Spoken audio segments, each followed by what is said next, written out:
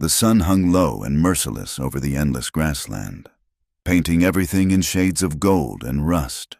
Sarah's bare feet bled against the rough earth, leaving crimson drops on yellowed stalks of prairie grass. Her dress, once the color of fresh cream, now hung in tatters around her bruised legs. She had been running since before dawn, when the household still slept and her father's snores shook the thin walls of their cabin. Behind her lay the town of Redemption Creek, a name that mocked everything it stood for. There was no redemption in those dusty streets, no salvation in the church where the preacher spoke of obedience while his eyes wandered where they shouldn't. Her father had promised her to the blacksmith, a man whose fists were as hard as the iron he shaped, whose breath reeked of whiskey and whose temper flared quicker than forge fire. The wedding was to be tomorrow, or today. She had lost track of time in her desperate flight. Sarah pressed on. Though her legs trembled and her throat burned with thirst, the Nebraska territory stretched before her, vast and unforgiving. Hawks circled overhead, their shadows dancing across the waving grass. She knew the dangers: wolves, rattlesnakes, the scorching sun that could kill as surely as any bullet, but these seemed gentle fates compared to what awaited her back in town. The wind picked up, carrying the scent of sage and something else, horse sweat and leather. Sarah's heart seized. They had found her already. She stumbled, falling to her knees among the rough grass, and frantically looked back, but the horizon remained empty, just a shimmering line where earth met sky. Then she heard it, the steady rhythm of hoofbeats, coming not from behind but from the north. A lone rider crested the hill, silhouetted against the afternoon sun. Sarah's breath caught. The rider sat tall and straight, moving as one with his horse in a way that spoke of a lifetime in the saddle.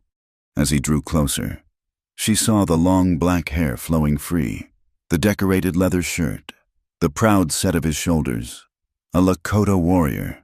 Sarah had heard stories in town, terrible tales of raids and scalping, of white women carried off never to be seen again. The townsfolk spoke of Indians as they would speak of demons, creatures without souls or mercy. But as the rider approached, something in his bearing made her stay still rather than run.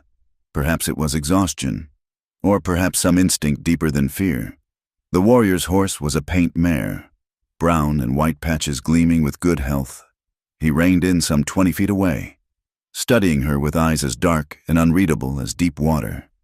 Sarah waited for him to reach for the rifle slung across his back, or the knife at his belt. Instead, he raised one hand slowly, palm outward, the universal sign of peaceful intent. "You are hurt," he said in English, his voice deep and carefully measured. The words carried only a trace of accent. Sarah tried to speak, but only a croak emerged from her parched throat. She swayed where she knelt, black spots dancing at the edges of her vision. The warrior dismounted in one fluid motion. He was taller than she had expected, lean but powerful, moving with the controlled grace of a mountain cat. From his saddlebag, he produced a water skin. He approached slowly, as one might approach a wounded deer, and held it out to her. Sarah's hands shook as she took it. The water was warm but clean, and she drank greedily until he gently pulled it back. "Slow," he cautioned. "Too much will make sick." Up close, she could see he was younger than she'd first thought, perhaps 30 winters, with sharp cheekbones and a strong jaw. A thin scar ran from his left eyebrow to his hairline. His eyes, she noticed, held none of the cruel hunger she had grown accustomed to seeing in men's faces. There was wariness there, certainly, and something else, a kind of grave assessment, as if he were reading the story written in her torn dress and bloodied feet. "Please," Sarah finally managed to whisper. "I can't go back. I can't." He studied her for a long moment. Then he looked back the way she had come, his expression hardening slightly. "Men follow?" She nodded, fresh tears cutting tracks through the dust on her face. "My father, others, they'll make me—" She couldn't finish. The warrior, for she could think of him no other way, stood and scanned the horizon with practiced eyes. Whatever he saw, or didn't see, seemed to decide something for him. He moved back to his horse and pulled a blanket from his pack, along with strips of soft leather. "Feet first," he said, kneeling again. He gestured for her to sit, and when she hesitantly complied, he began cleaning her wounds with water from the skin.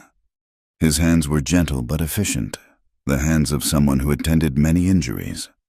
Sarah flinched at first, unused to any touch that didn't bring pain, but gradually relaxed as he worked. "My name is Joseph Running Elk," he said as he wrapped her feet in the leather strips. "My mother was white, taken in a raid when she was young. She chose to stay with my father's people. Taught me her tongue." He looked up at her briefly.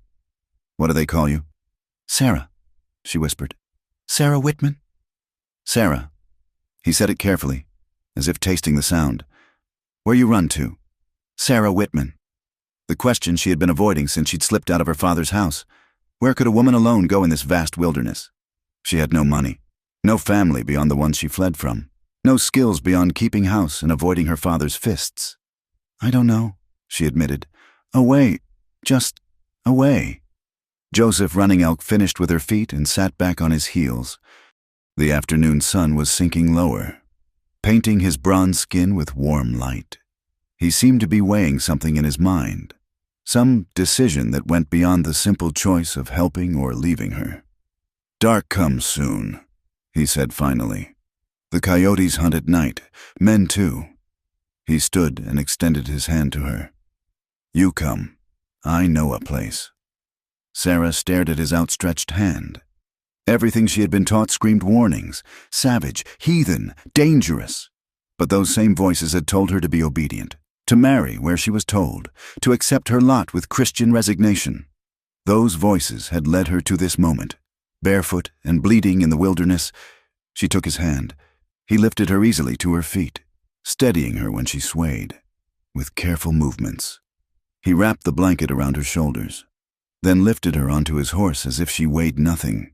She tensed, expecting him to swing up behind her, to press close as the men in town would have done. Instead, he took the mare's reins and began walking, leading them north toward a line of cottonwoods that marked a distant stream. They traveled in silence as the sun touched the horizon, setting the grassland ablaze with color. Sarah clutched the blanket around her, marveling at how different this felt from every other time she'd been near a man. Joseph Running Elk walked with steady purpose, occasionally glancing back to check on her, but never with that look she knew so well, the look that made her feel like prey. As purple twilight gathered, they reached the cottonwoods. A small stream gurgled between the trees, and in a sheltered bend stood a simple shelter made of bent saplings and hide. Joseph Running Elk helped her down from the horse, his touch brief and impersonal. "Rest," he said, gesturing to the shelter. "I make fire." Sarah limped to the shelter and collapsed gratefully on the buffalo robe spread inside. Through the opening, she watched him tend to his horse first, removing the saddle and brushing her coat with practiced strokes. Only after the animal was cared for did he begin gathering wood for a fire. The ordinary domesticity of it all, a man doing simple tasks as darkness fell, made her throat tight with unexpected emotion. When was the last time she had felt safe as night approached? When had darkness meant anything but dread? Soon a small fire crackled to life, casting dancing shadows on the cottonwood trunks. Joseph Running Elk disappeared into the darkness and returned with more water, fresh this time from the stream. He set a small pot over the fire and added strips of dried meat and some roots from his pack. "Eat, then sleep," he said, settling cross-legged on the other side of the fire. "Tomorrow we go to my people's camp. The women will give you clothes, proper ones for traveling." "Your people?" Fear crept back into Sarah's voice. "But I'm white. Won't they—" "My mother was white," he reminded her. "Now she is Lakota. It is not blood that makes family." Sarah pulled the blanket tighter. "I can't be anyone's family. I won't be owned again." For the first time, something that might have been a smile touched his stern features. Lakota women are not owned. They choose their path, their husband. They can divorce by putting a man's belongings outside the teepee. He stirred the pot with a wooden spoon. "You would learn our ways, heal, then choose what you wish. And if men come looking," his expression hardened again, "then they learn that Lakota protect those under their care." The simple declaration, spoken without boast or threat, just quiet certainty, made Sarah's eyes burn with unshed tears. Protection without possession, strength without cruelty. She had thought such things existed only in fairy tales her mother used to tell, before the fever took her. They ate in companionable silence, the simple stew warming Sarah from the inside. Her eyelids grew heavy, but she fought sleep, old habits of vigilance hard to break. "Sleep," Joseph Running Elk said gently. "I keep watch. All night?" "All night."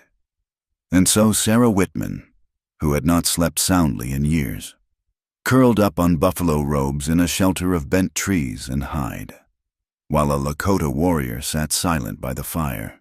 The vast prairie night sang around them, coyotes calling, owls hunting, wind whispering secrets through the grass. But for the first time in memory, these sounds brought no fear. She slept, and did not dream of tomorrow's wedding or her father's rage or the blacksmith's hard hands. She dreamed instead of running, but this time not away from something, towards something still nameless but shining with possibility, waiting somewhere beyond the horizon. Sarah woke to the sound of morning birds and the soft crackle of dying embers. For a moment, panic seized her. Where was she? Then memory returned. The flight, the warrior, the promise of safety. Through the shelter's opening, she could see Joseph Running Elk still sitting by the fire, his silhouette unchanged from when she'd fallen asleep. Had he truly kept watch all night? He turned at the sound of her stirring, and in the pale dawn light, she could see the weariness in his eyes, though his posture remained alert. "The stream is there," he said, pointing through the cottonwoods. "Clean yourself.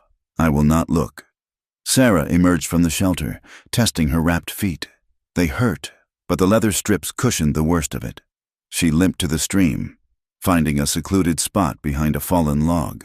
The water was cold enough to steal her breath, but she scrubbed away the dirt and dried blood as best she could, trying not to think about how vulnerable she was, alone and unclothed in the wilderness.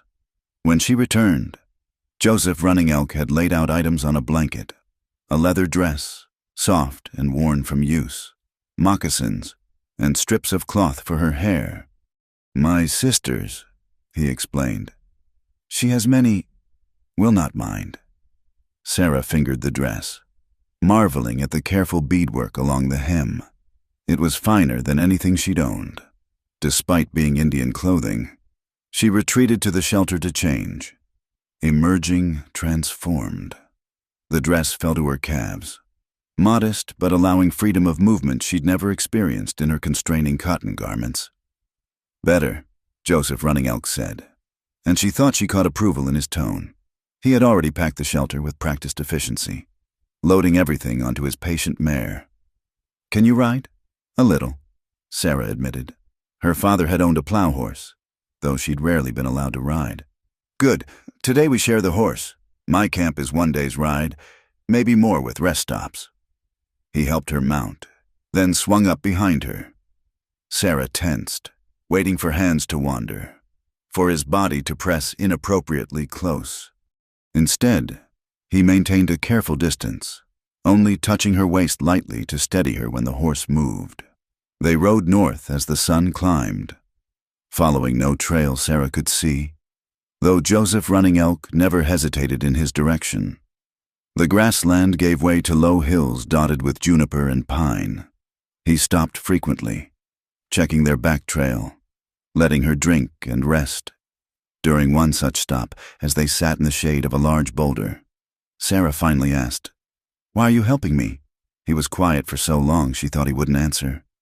Finally, he spoke, his eyes on the horizon. "My mother ran too, when she was young like you. A trapper found her, brought her to fort. The soldiers—" He paused, choosing words carefully. "They did not help. Sent her back to the man who hurt her. She ran again, in winter.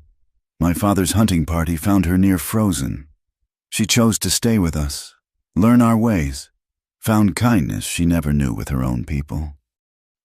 Is she still alive? No, died 5 winters past, but she lived free, lived choosing her own path. He looked at Sarah directly. All people deserve this, to choose. They continued on, the landscape gradually changing, becoming more broken with ravines and hidden valleys. Joseph Running Elk began teaching her as they rode, his deep voice patient. See there? Tracks of antelope. Fresh, maybe 1 hour. And there, he pointed to scratches on a pine trunk. Bear marking territory. Old, though safe. Sarah listened intently, understanding these were survival skills, freely given. When they stopped to rest the horse, he showed her edible plants, wild turnips, choke cherries, prairie onions. His hands moved surely as he demonstrated how to dig roots without destroying the plant for next season. Everything has spirit, he explained. Take only what you need. Give thanks. This way, the earth provides always. It was so different from her father's attitude. Take everything, give nothing, own what you could grab. Sarah found herself hungry for this knowledge, this different way of seeing the world. As afternoon shadows grew long, they entered a narrow valley between 2 hills. Joseph Running Elk suddenly held up his hand, pulling the horse to a stop. His whole body had gone alert, like a wolf scenting danger. What is it? Sarah whispered. Smoke, not cook fire, wrong smell. He dismounted silently, helping her down. Wait here, stay with horse. But Sarah had learned too well what happened to women who waited helplessly. I'm coming with you. He studied her face, then nodded once. Together they crept up the hillside, using juniper bushes for cover. Near the crest, Joseph Running Elk dropped to his belly, motioning her to do the same. They peered over. Below, in a small meadow, stood the burned remains of a wagon. Smoke still rose from the wreckage. Sarah's hand flew to her mouth, stifling a gasp. 2 bodies lay beside it, settlers, a man and woman, arrows protruding from their backs. Crow, Joseph Running Elk muttered, reading signs Sarah couldn't see. War party, maybe 6, 7 warriors. 2 hours passed, no more. Are they still near? No, took horses, goods, gone east. His expression was grim. This is why I bring you to my people quick. Crow and Lakota are enemies. They would not be gentle with white woman traveling with Lakota warrior. They retreated carefully back to the horse. Joseph Running Elk changed their route, leading them higher into the hills through paths that seemed impossible until they were on them. Sarah understood now the true danger of her situation, not just from her father and the men of Redemption Creek, but from the complex web of tribal conflicts she barely comprehended. As dusk approached, they reached another sheltered spot, this time a cave shallow enough to see out but deep enough to hide a small fire. Joseph Running Elk worked quickly to settle them for the night, his movements economical and watchful.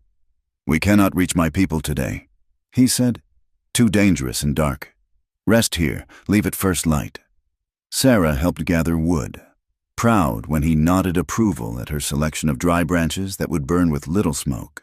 As they sat by the small fire, sharing dried meat and pemmican from his supplies, she felt the weight of unasked questions. Your sister's dress, she finally said. Won't she mind you giving it to a stranger? A white woman. Morning Star will be glad. He replied. She says I think too much of old hurts. Need to see good in world again. A ghost of a smile touched his lips. She will say helping you proves her right. Old hurts. His hand moved unconsciously to his side, where Sarah now noticed another scar beneath his shirt. I had a wife once, Winter Dove, killed in cavalry attack 4 summers past. We had no warning. Soldiers came at dawn, shot into typists. Women, children, did not matter to them. Sarah's throat tightened. I'm sorry. Your sorrow cannot change past, but you remind me, not all whites are soldiers. Some are just people, hurting, needing help. He added another stick to the fire. My mother taught this, but I forgot in my grief. They sat in companionable silence as darkness deepened outside their shelter. Sarah noticed how he positioned himself between her and the cave entrance, casual but protective. When had she last felt truly guarded rather than guarded against? "Tomorrow," he said eventually. "We reach my people before sun is high. You will be safe there." "And you?" Sarah asked. "What will your people say about bringing a white woman to camp?" "Some will speak against it, but my uncle is chief. He will remember how my mother came to us, how she became beloved sister and daughter. He will speak for you." He met her eyes across the fire. "Do not fear. I will not leave you alone among strangers." The simple promise, made without flourish or demand for gratitude, nearly undid Sarah's composure. In her world, protection always came with a price: obedience, submission, ownership. But this quiet warrior asked nothing except that she survive, that she choose her own path. "I don't know how to thank you," she whispered. "Live free," he replied. "That is thanks enough."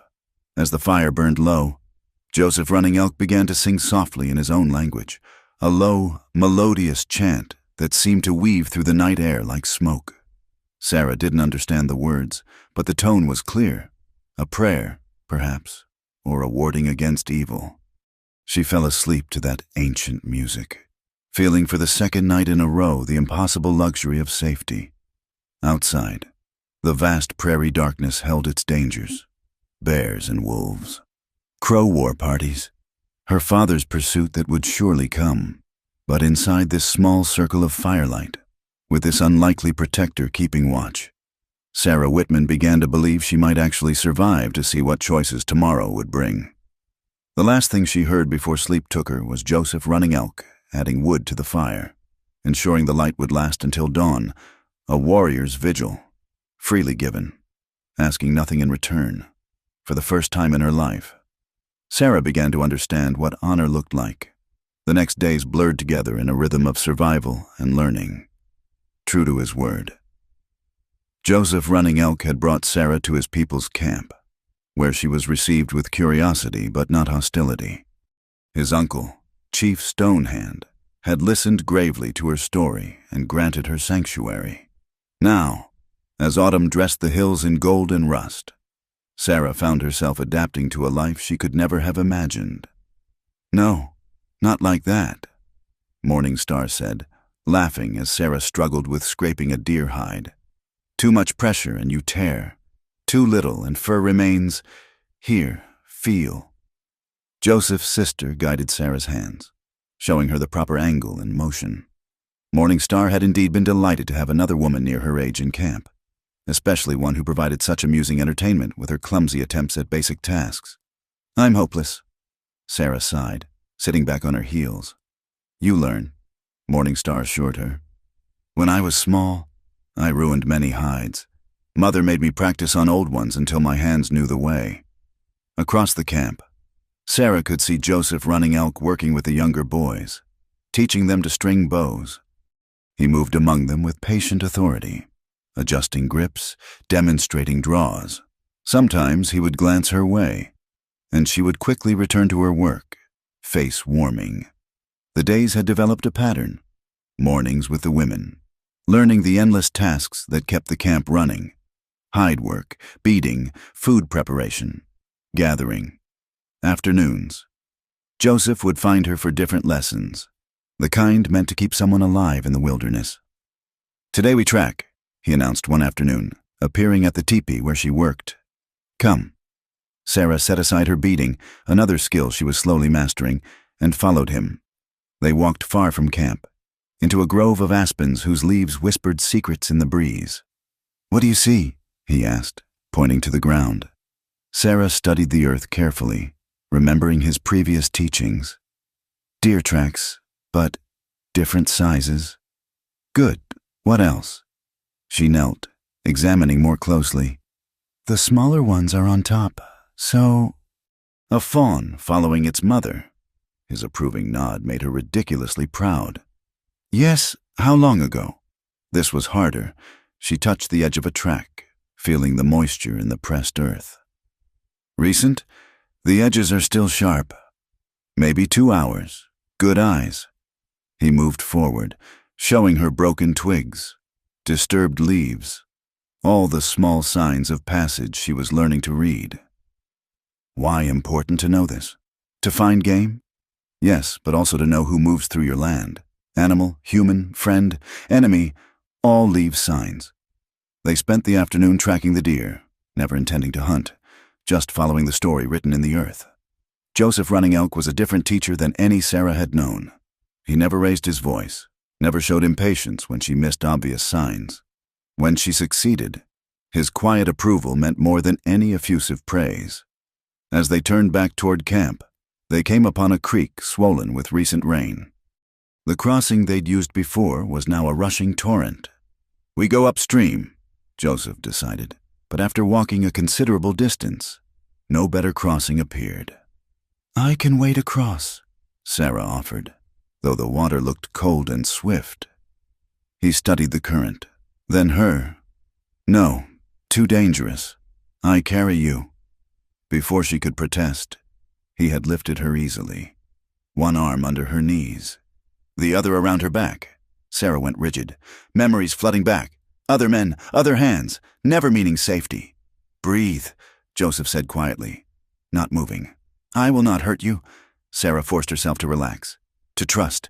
He stepped into the stream, water swirling around his legs, soaking his leggings. Halfway across, his foot slipped on a submerged rock. He compensated instantly, pulling her closer to maintain balance. And for a moment, she was pressed against his chest. She could feel his heartbeat, steady and strong. His arms around her were protective, not possessive. When they reached the other side and he set her down gently, Sarah found herself reluctant to step away. "Thank you," she managed, voice slightly breathless. Something flickered in his dark eyes, quickly hidden. "Come, camp is near." That evening, as Sarah helped serve the communal meal, she overheard two warriors talking. "Running Elk spends much time with the white woman," one said in Lakota, not knowing she had learned enough to understand basic conversations. "He remembers his mother," the other replied, "and perhaps it is time he looked beyond his grief for Winter Dove." Sarah kept her face carefully neutral, but her hands trembled slightly as she ladled stew. Later, sitting with Morning Star by their teepee, she couldn't help asking, "Your brother, he truly loved his wife?" Morning Star's expression softened. "Like the sun loves the sky. When she died, I thought he might follow her to the spirit world.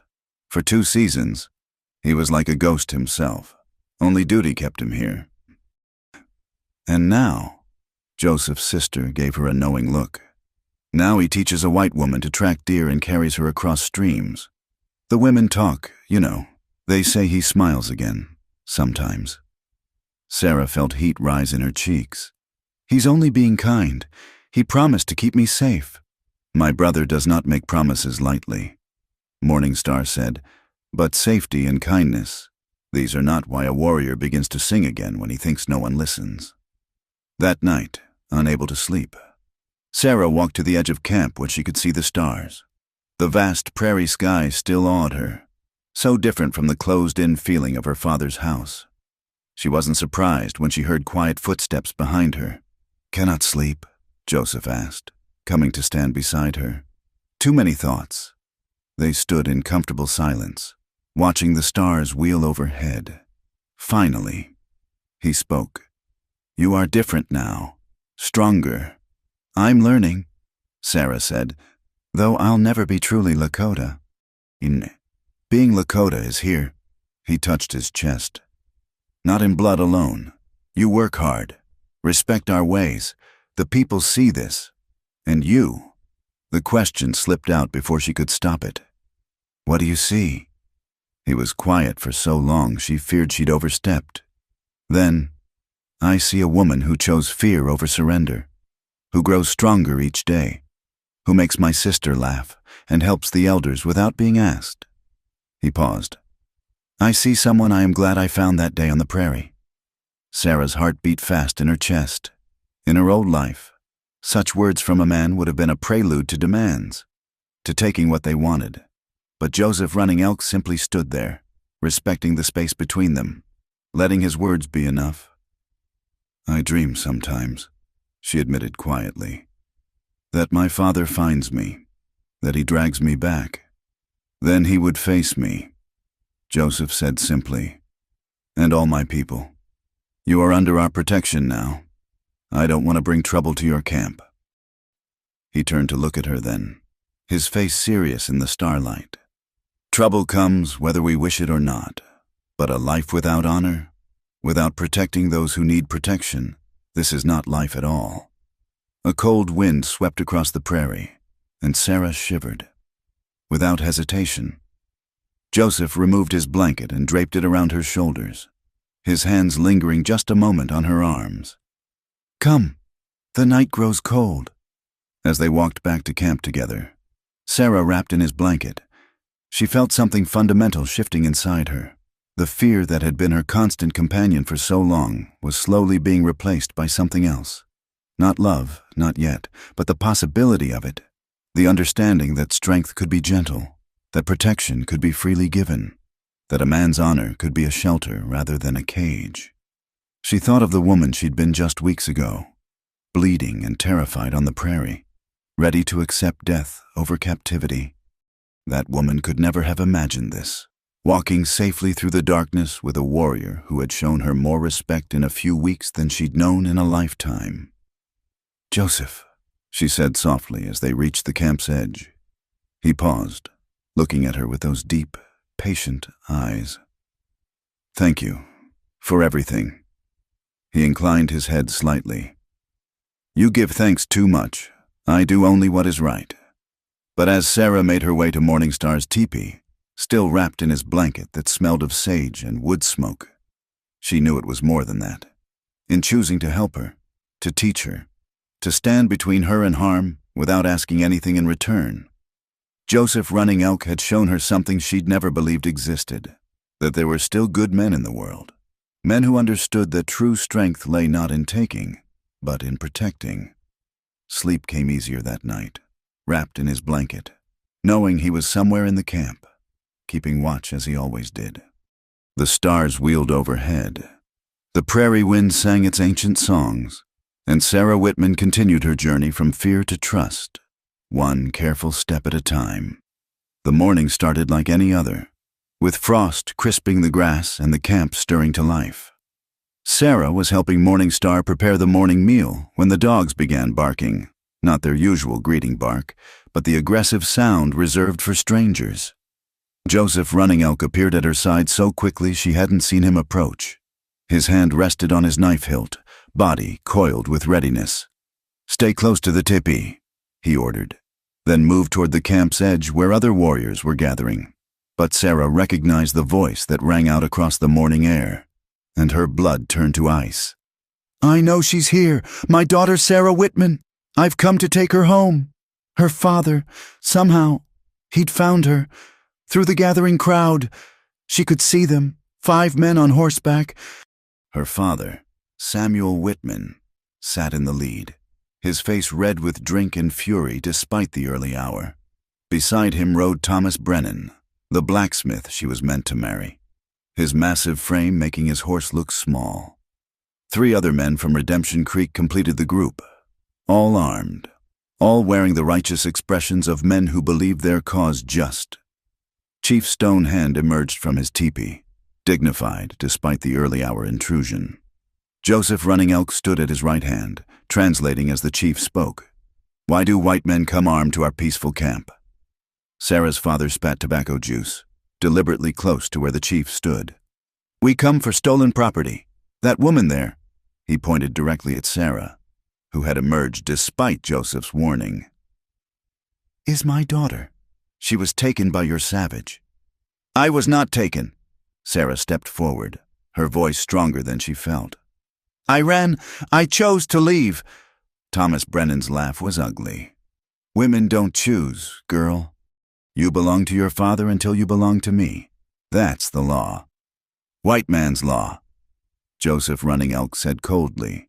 It has no power here. Sarah's father's hand moved toward his pistol. Boy, you'll hand her over, or we'll... He never finished the threat. Joseph had drawn his knife in one fluid motion, the blade glinting in the morning sun. Around them, Lakota warriors knocked arrows to bowstrings with practiced ease. "You are 5. We are many," Joseph stated simply. "And you threaten those under our protection." "Protection?" Thomas Brennan sneered. "She's a white woman living with savages. Good Christians have a duty to save her from defilement." Sarah found her voice, anger overcoming fear. "The only defilement I've known was in your Christian town. These people have shown me more kindness and respect than I ever knew among my own kind." Her father's face purpled. "You ungrateful witch! After everything I did for you, you beat me!" The words exploded from Sarah. "You sold me to him," she pointed at Thomas. "Like I was cattle. I've seen the bruises he leaves on his horses. I know what he would have done to me." "Discipline," her father growled. "It's what you need. What you've always needed." Chief Stonehand raised his hand, and silence fell. When he spoke, Joseph translated, his voice carrying the chief's authority. "The woman came to us seeking sanctuary. She has worked alongside our people, learned our ways, shown respect. She stays by her choice, not by force. This is the Lakota way. All people choose their own path. I don't give a damn about your ways," Samuel Whitman snarled. "She's coming with us. Now!" He dismounted, striding towards Sarah. Joseph moved to intercept, but Sarah surprised everyone by stepping forward herself. "No," she said quietly. Her father stopped, blinking in surprise. She had never defied him so directly. "No," she repeated, louder. "I will not go. You have no power over me here. I'm your father." "A father protects. A father cherishes. You did neither." Sarah's voice grew stronger with each word. "I choose to stay with people who understand honor." Samuel Whitman's face contorted with rage. He lunged forward, hand raised to strike, but Joseph Running Elk was faster. He caught the older man's wrist, holding it immobile with seemingly effortless strength. "You will not touch her," Joseph said, each word precise as a blade. "Not here, not ever again." For a moment, the two men stood frozen, a tableau of old world meeting new. Then Thomas Brennan made a fatal error, seeing his promised bride defended by an Indian. His own rage boiled over. He drew his pistol. The twang of bowstrings filled the air. Thomas's hat flew off, an arrow having passed close enough to part his hair. His horse reared, nearly unseating him. More arrows thudded into the ground at the horse's feet, making them dance nervously. "The next ones do not miss," Chief Stonehand said calmly. Joseph translating, "Leave, now, do not return." Sarah's father wrenched free of Joseph's grip, backing toward his horse. "This isn't over. I'll be back with the cavalry. They'll burn this whole camp to get her back. Then they will find nothing." Joseph replied, "We move like the wind. White man, your soldiers are slow and loud. We hear them coming for miles." "You're making war on the United States," one of the other men shouted. Morningstar stepped forward then, her English careful but clear. "We make war on no one. We protect a woman who asked for help. If this is crime in your world, then your world is broken." The standoff stretched taut as a bowstring. Sarah could see her father calculating odds, but even his whiskey-soaked brain could count. 5 men against 30 warriors, all with arrows aimed. "Get on your horse, Samuel," Thomas Brennan growled, holstering his pistol with obvious reluctance. "We'll handle this proper, through the law." As the men mounted, Sarah's father locked eyes with her one last time. "You're dead to me, girl. You hear? Dead. You've chosen these heathens over your own blood. I've chosen freedom over slavery." Sarah replied, "I've chosen respect over fear. If that makes me dead to you, then I've been dead a long time already." The 5 men wheeled their horses and galloped away, dust rising in their wake. The warriors kept their bows drawn until the riders disappeared over the horizon. As the crowd dispersed, Sarah found herself shaking, delayed reaction setting in. Joseph's hand touched her elbow gently. "You were brave," he said. "I was terrified. Courage is not absence of fear. It is acting despite fear." He studied her face. "Your father, he will try again." "I know." Sarah looked around the camp that had become her haven. "I've brought danger to your people. Perhaps I should go." "No." The word was sharp, immediate. Joseph caught himself, speaking more softly. "No, running is finished. You stand and fight now. We stand with you." Chief Stonehand approached, placing a weathered hand on Sarah's shoulder. He spoke at length in Lakota, Joseph translating. "My uncle says you spoke with the heart of a warrior today. You claimed your freedom before all to see, among our people. This is sacred. He names you Wiakawin, Feather Woman, for you have learned to fly free like the eagle." Tears blurred Sarah's vision. A name, her own name, chosen not given, earned not imposed. But eagles must still watch for hunters. The chief continued through Joseph. "Your father spoke of soldiers. We must prepare." The rest of the day was spent in preparation. The camp that had seemed so permanent to Sarah revealed its nomadic nature as teepees began coming down. Goods being packed. By evening, they would be ready to move at a moment's notice. Joseph found her as she helped Morningstar pack their household goods. "You did well today," he said, "but this is just the beginning. They will come again, with more men, more guns." "I know," Sarah replied, carefully wrapping Morningstar's beading materials. "I'm sorry for bringing this trouble." "Stop!" His voice was firm. "You bring no trouble. They bring trouble. You bring—" He paused, seeming to search for words. "You bring life back to places that were dead." Before Sarah could ask what he meant, a young warrior ran up, speaking rapidly in Lakota. Joseph's expression darkened. "Scouts report soldiers 1 day's ride south, maybe 20 men." Sarah's heart sank. So soon, her father must have gone straight to the fort, spinning tales of kidnapped white women to inflame the cavalry's sense of duty. "What will we do?" Joseph smiled then, a warrior's smile that transformed his usually serious face. "What Lakota always do. We disappear like smoke, let them chase ghosts across the prairie." That night, as the camp prepared for movement, Sarah worked beside the women with new understanding. She wasn't just learning skills anymore. She was part of something larger, a people who valued freedom above all else. Her father thought to cage her again, but he didn't understand. She had tasted independence, felt the respect of being treated as a person rather than property. The stars were bright overhead as Joseph came to walk with her one last time before the move. "Are you afraid?" he asked. Sarah considered. "Yes, but it's different now. Before, I feared the cage.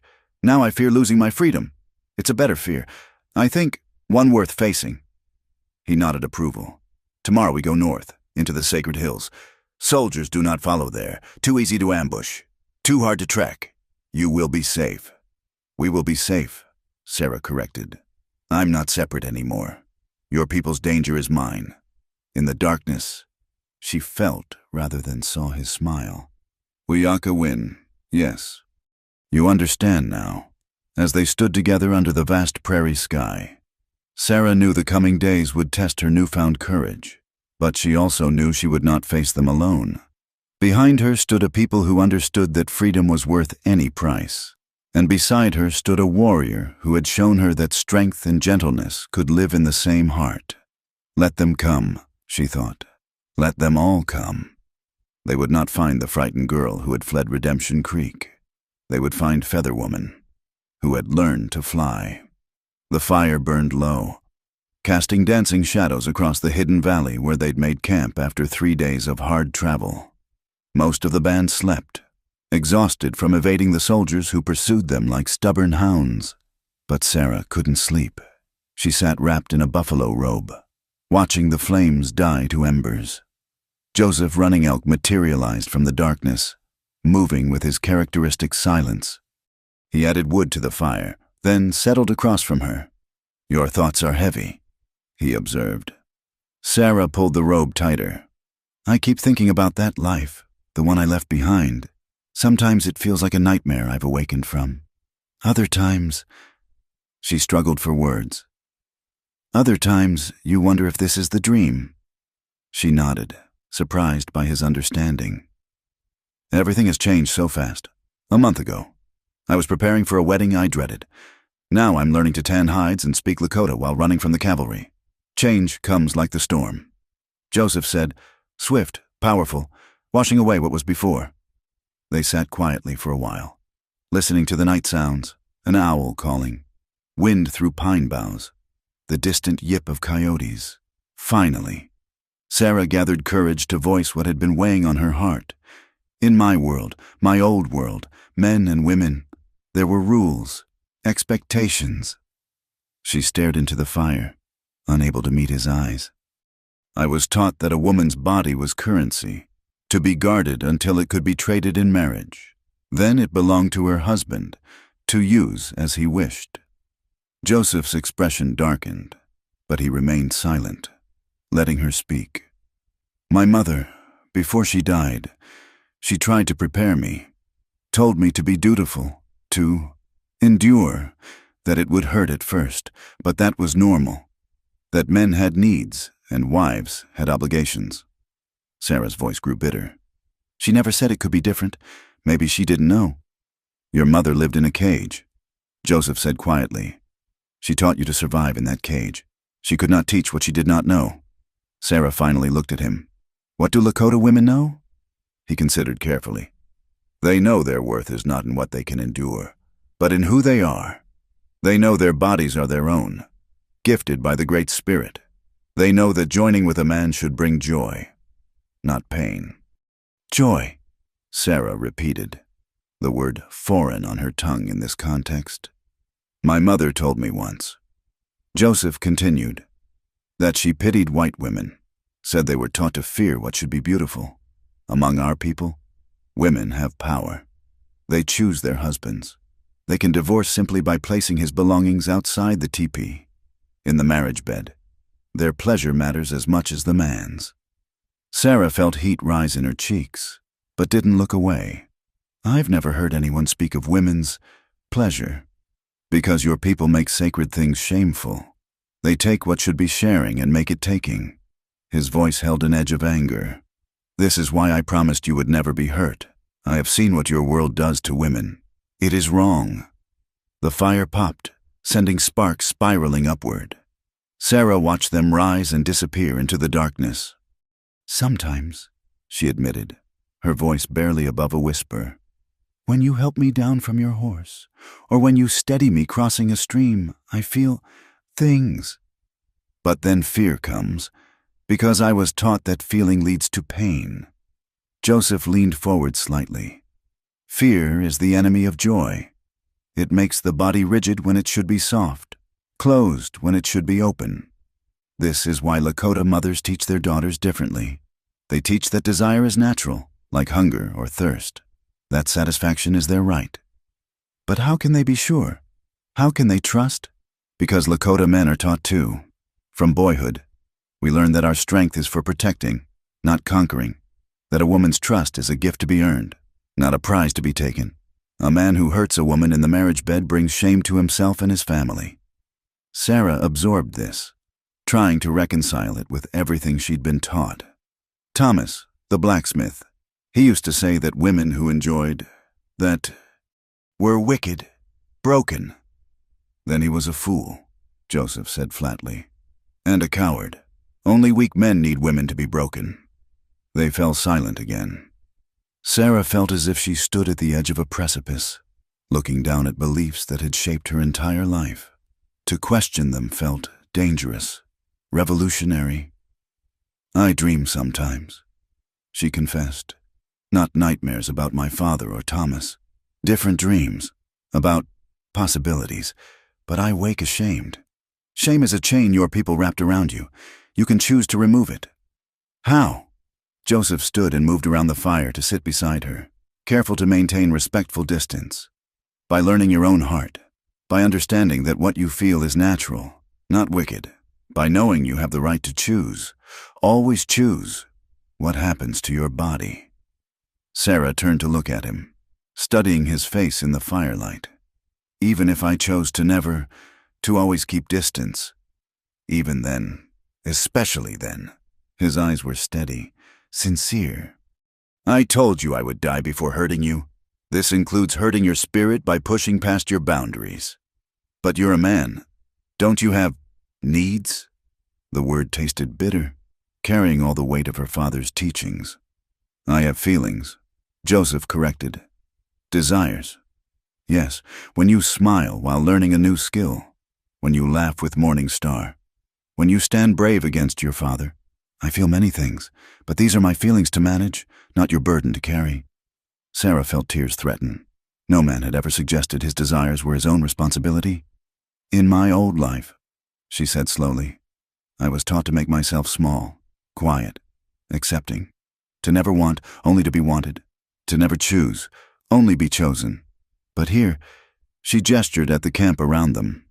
Here I learned to track deer and tan hides. I have a name I earned. I speak my thoughts without punishment. You are becoming who you always were.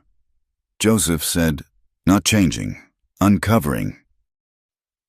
And if what I uncover surprises me, frightens me, then you face it with courage, as you have faced everything else.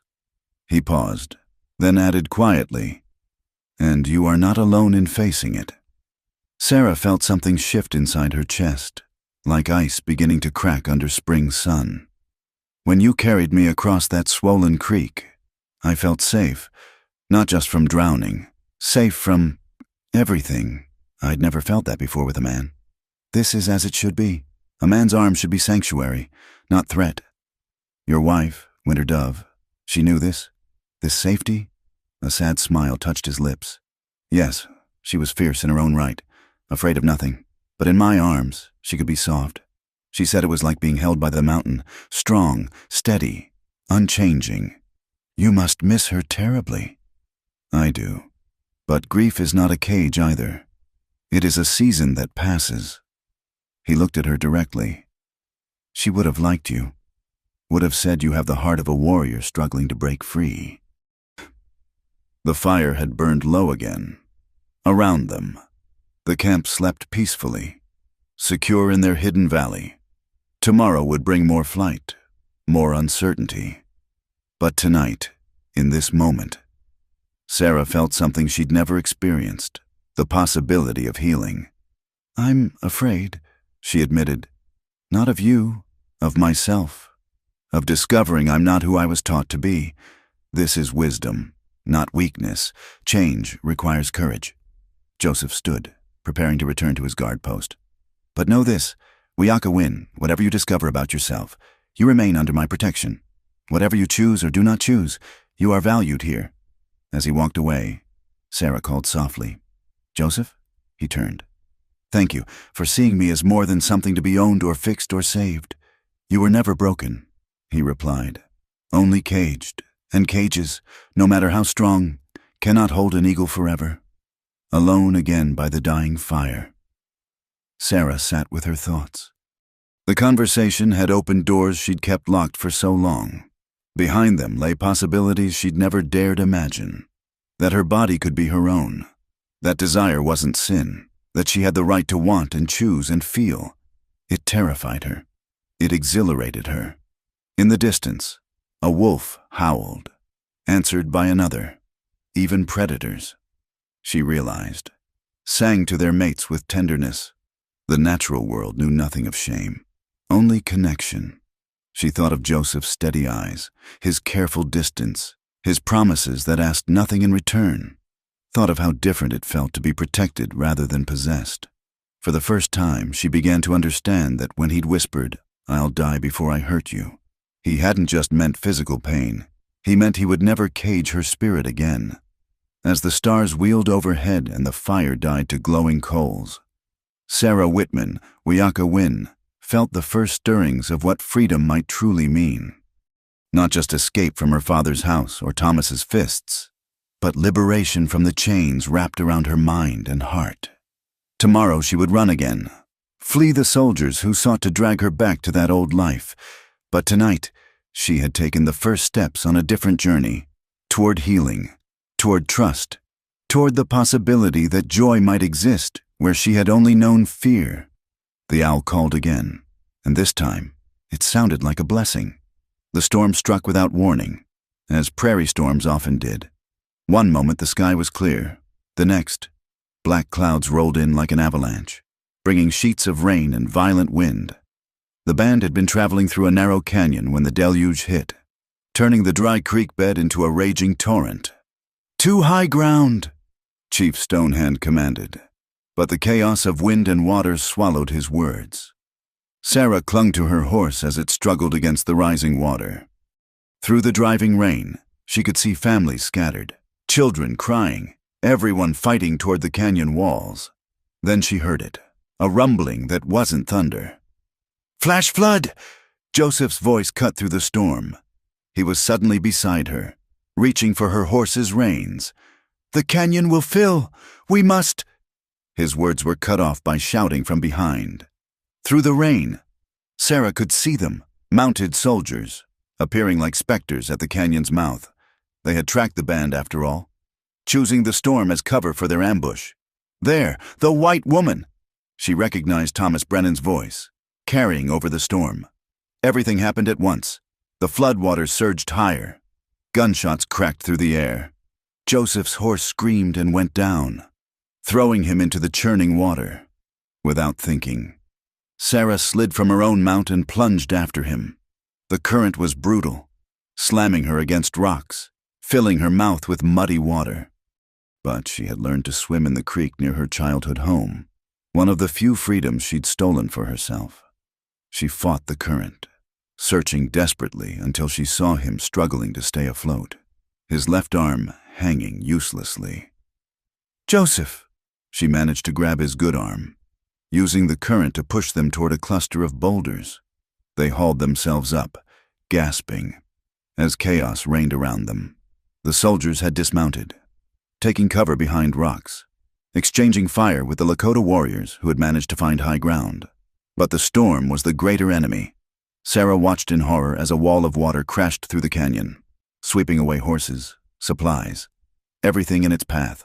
"Your arm," she said, seeing blood seeping through Joseph's shirt. "Bullet grazed it. I've had worse." He was scanning the canyon walls. "There, a deer trail. Can you climb?" Sarah nodded, though the path he indicated looked impossibly steep. They began to climb, helping each other over the slick rocks. Below, the battle continued sporadically, but the flood was forcing both sides to seek survival over conflict. They had climbed perhaps 50 feet when Thomas Brennan appeared above them, having found another route. His face was twisted with rage and something else, a possessive fury that made Sarah's blood cold. "Gotcha now, girl," he snarled, raising his rifle. Joseph moved to shield Sarah, but his wounded arm made him slow. The gun's barrel swung toward them. Sarah didn't think. Her hand found a rock and she threw it with all the accuracy Joseph had taught her while hunting. It struck Thomas squarely in the temple. He staggered, his shot going wild, and then his foot slipped on the wet stone. For a moment he teetered on the edge, arms windmilling. Then he fell backward with a scream, disappearing into the roiling waters below. Sarah stared at the spot where he'd vanished, shocked by her own actions. Joseph's good hand found her shoulder. "You saved us," he said simply. "Come, we must keep climbing." They reached a shallow cave halfway up the canyon wall just as exhaustion overtook them. Outside, the storm raged on, but the cave was dry, protected. Joseph sank down against the wall, his face gray with pain and blood loss. "Let me see," Sarah demanded, tearing strips from her dress to bind his wound. The bullet had torn through the muscle of his upper arm, but hadn't hit bone or major vessels. She worked with steady hands, using skills Morningstar had taught her. "You're trembling," Joseph observed as she tied off the bandage. "I killed him," Sarah whispered. "Thomas, I killed a man." "You protected us. There is no shame in this. I thought I would feel guilty, but I don't. Does that make me wicked?" Joseph caught her hand with his good one. "It makes you alive. He would have killed us both, then dragged you back to a life of pain. You chose life over death, freedom over captivity. The Great Spirit does not punish those who defend themselves." Outside, the storm was beginning to pass, but they could still hear occasional gunshots, shouts, the roar of floodwaters. They were cut off from the others, trapped until the waters receded. "Your people," Sarah said. "We have to help them. We can do nothing until the flood passes. They are strong, smart. Most will have reached safety." But worry creased his brow. They huddled together as night fell, sharing body heat against the cold that followed the storm. Sarah had never been this close to a man without fear, but Joseph's presence brought only comfort. She could feel his breathing, slightly labored from pain and exertion. "I'm sorry," she said into the darkness. "For what?" "For bringing this trouble. If they hadn't been chasing me—" "Stop." His voice was firm despite his exhaustion. "You did not make them cruel. You did not make them chase. You only chose to live free. The consequences are theirs, not yours." They fell quiet, listening to the storm's dying gasps. Then Joseph spoke again, his voice thoughtful. "When I pulled Winter Dove from our teepee after the soldiers' attack, she was already gone. I held her as her spirit left, powerless to save her." His good arm tightened slightly around Sarah. "Today, you pulled me from the water. You fought for my life. This helps heal something I thought would never mend." Sarah turned to look at him in the dim light. "You've saved me countless times, and now we save each other. This is partnership. This is what the whites don't understand. Strength shared is strength doubled." Despite everything, the storm, the battle, the uncertain fate of their people, Sarah felt a profound peace settle over her. She had fought for something precious and won, not through endurance or submission, but through action and choice. "Joseph," she said quietly, "what happens when the water goes down? There will be other soldiers, other Thomas Brennans. Then we face them, together."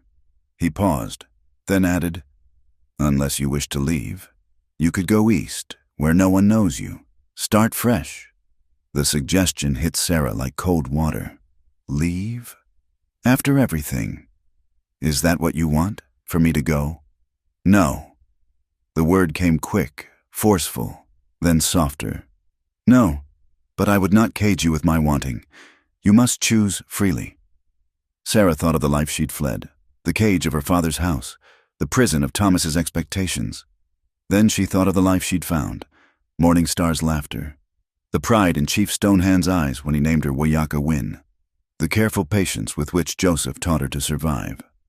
Most of all, she thought of this moment, huddled in a cave with a wounded warrior who even now put her freedom above his desires. "I choose to stay," she said firmly. "This is my family now. You are my—" She paused, searching for words. "You are mine to protect, as I am yours to protect. If that brings trouble, we face it as one." In the darkness, she felt rather than saw Joseph smile. "Wayaka Win, my fierce eagle woman." They stayed awake through the night, keeping watch, tending Joseph's wound, sharing stories to hold back fear for their people. When dawn finally came, painting the canyon in shades of gold and revealing the flood's devastation, they were ready to face whatever waited below. The waters had receded, leaving debris and sorrow in their wake. But as they carefully descended, they saw signs of hope, tracks leading up the canyon walls, evidence that most of the band had escaped. The soldiers, it seemed, had fled when the flood became the greater threat. They found the others gathered on the plateau above the canyon, counting losses, tending wounded.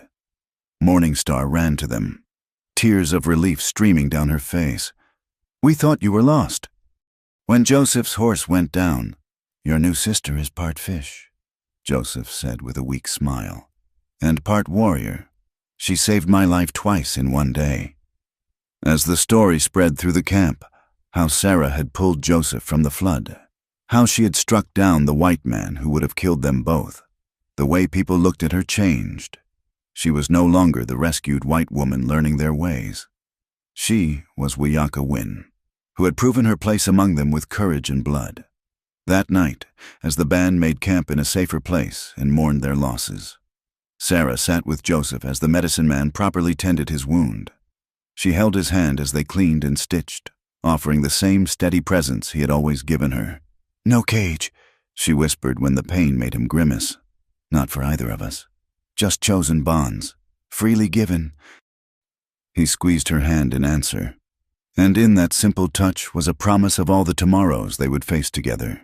Dangerous, uncertain, but theirs to shape with their own choices.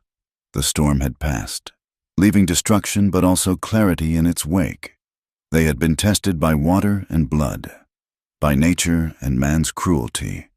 They had emerged not unscathed, but unbroken. More importantly, they had emerged together.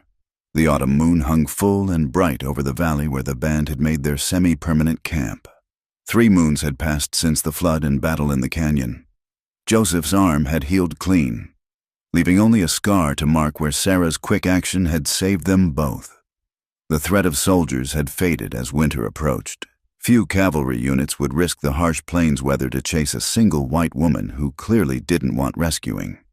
Sarah sat outside the tipi she still shared with Morningstar, working on a pair of winter moccasins. Her hands moved surely now, the beadwork growing beneath her fingers in patterns that told stories. Water and storm, flight and sanctuary, bonds chosen rather than imposed. You've become quite skilled, Morningstar observed, settling beside her. Those are fine enough for a wedding gift. Sarah's hands stilled. I'm making them for Joseph. His winter pair wore through. Of course you are. Morningstar's tone held gentle teasing.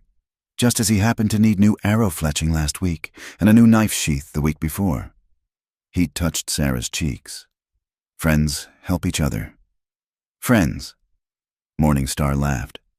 Is that what you call it when he watches you like the sunrise? When you forget words mid-sentence if he walks by? Sarah focused intently on her beadwork. Over the passing moons, something had indeed shifted between her and Joseph. The careful distance he'd always maintained had gradually dissolved, replaced by countless small intimacies. A hand on her elbow to steady her, sitting close during evening stories, the way his eyes found hers across the camp, holding meanings she was only beginning to decipher. Your brother says, among your people, divorce is simple. Morningstar continued more seriously. But what of the opposite? How does a woman show a man she chooses him? Sarah looked up, finding Morningstar's eyes full of understanding. You know, I know you were taught that joining with a man means pain and submission, but I've also seen how you look at my brother, not with fear anymore. It was true, somewhere between learning to track deer and fighting floods, between shared silences and steady protection, fear had transformed into something else entirely. When Joseph smiled, really smiled, not just the slight softening of his usual serious expression, Sarah felt warmth spread through her chest. When he guided her hands to show her a new skill, she found herself wishing the lesson would last longer. Among our people, Morningstar said gently, a woman might show interest by preparing special foods for a man, by decorating his belongings, by seeking his company for walks.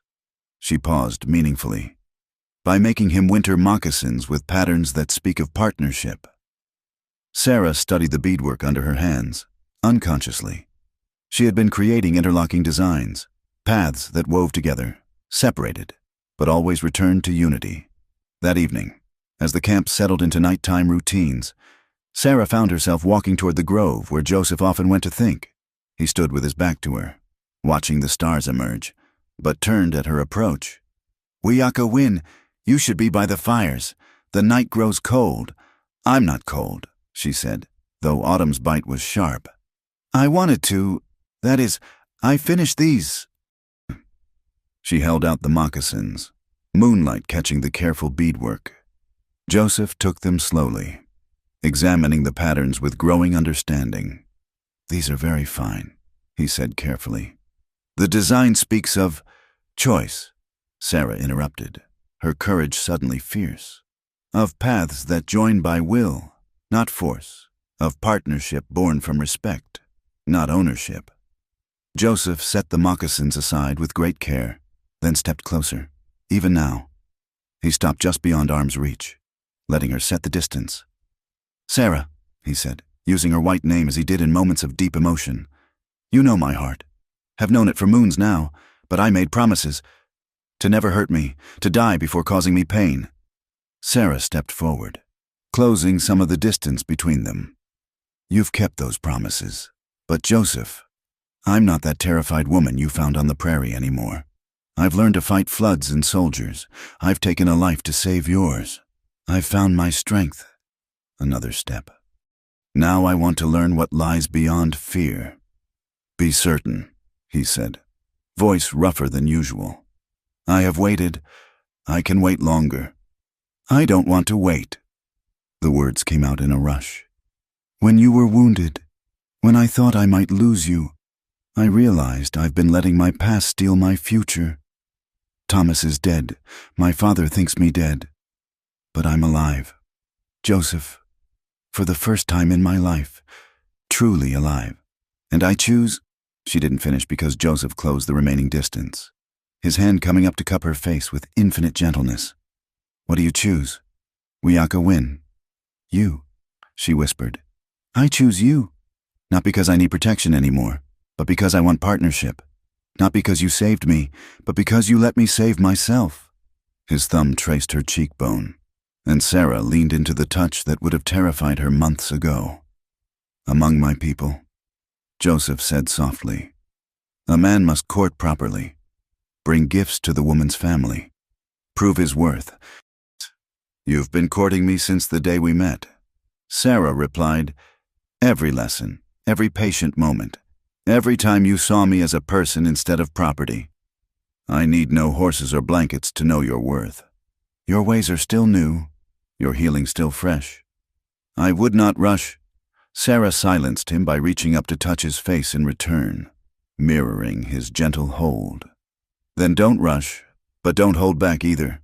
Show me what it means to be wanted without being consumed. Teach me this like you've taught me everything else. In the moonlight, she saw his control finally crack, not into hunger or demand, but into something far more powerful, tenderness mixed with desire, protection married to passion. He lowered his forehead to rest against hers. I have loved you since you threw that rock at Thomas Brennan, he admitted, fierce eagle woman who fights for what she claims. And I have loved you since you wrapped my feet by the stream, gentle warrior who gives without taking. Sarah's voice was barely a breath. But I didn't know love could exist without fear until you showed me. They stood that way for a long moment, sharing breath, hearts beating in rhythm. Then Joseph pulled back slightly, his eyes serious. If we do this, if we join our paths, it must be in the open, with honor. You deserve a proper wedding, witnesses to our choice. Sarah smiled. Morning Star has been dropping hints about wedding preparations for weeks. My sister sees much. A rare smile touched his lips. Will you make me court you properly, at least for a few days? Will there be more midnight walks, more excuses to sit close during stories? Many, he promised. And I will wear your moccasins so all can see your claim on me. Good, Sarah said firmly, because I find I'm quite possessive of what I choose freely. He laughed then, a sound she'd rarely heard, rich and full of joy. As am I, but possessive like the eagle with the sky, not seeking to cage, but to soar together. They walked back to camp hand in hand, a simple touch that spoke volumes. Warriors nodded approval. Women smiled knowingly. Morning Star actually clapped her hands in delight. That night, Sarah lay in her buffalo robes, not yearning for something out of reach, but anticipating something approaching. Outside, she could hear Joseph's voice among the men, probably enduring good-natured teasing about the moccasins he wore. She thought of the girl she'd been, terrorized by the very idea of a man's touch, convinced that intimacy meant pain, that love was just another word for ownership. That girl still lived inside her, would always be part of her story. But she no longer ruled Sarah's choices. Tomorrow, Joseph would probably bring her father a horse. Chief Stonehand had taken that role, having no use for the horses but understanding the ceremony's importance. There would be feasting, Celebrating, the joining of two paths that had already grown so intertwined it was hard to see where one ended and the other began. But tonight, Sarah simply held the knowledge close to her heart.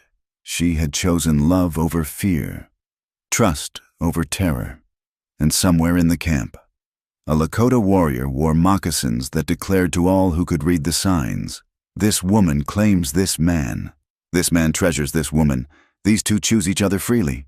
The full moon blessed the valley with silver light, and Sarah Whitman, Wiaka Win, finally understood what her mother had never known, that love without choice was just another cage, but love freely given and received was the greatest freedom of all.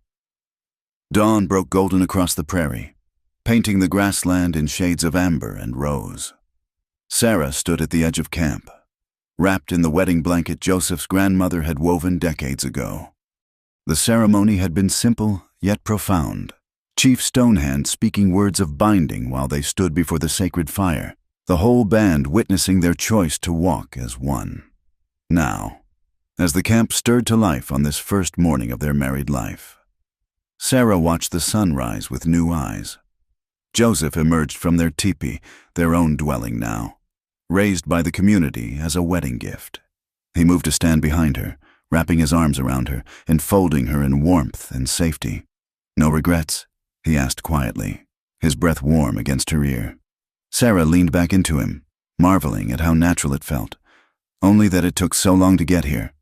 The night had been a revelation, true to every promise. Joseph had been endlessly patient, endlessly gentle. Where she had expected pain, she found tenderness. Where she had feared demand, she discovered giving. He had read her body like he read trail signs, attentive to every response, ensuring her comfort before seeking his own satisfaction.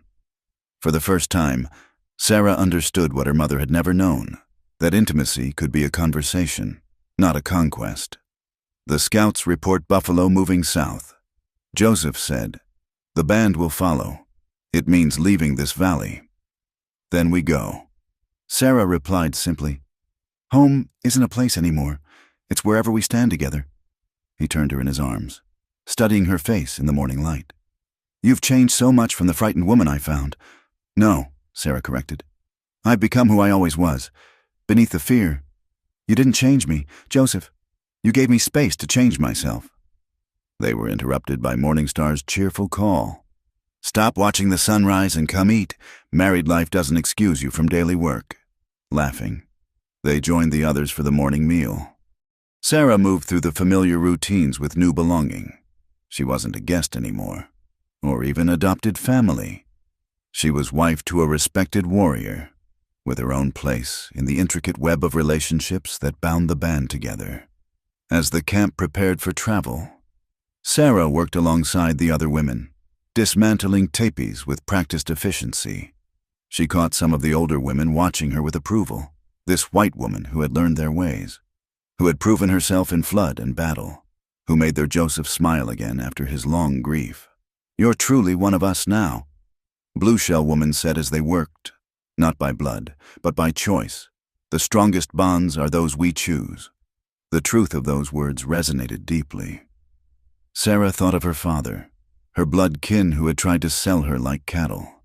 Then she looked at these women, Lakota by birth, who had taught her, protected her, celebrated her victories. Family, she realized, was more than shared ancestry. It was shared values, mutual respect, chosen loyalty. By midday, the band was moving, following the ancient paths their people had traveled for generations.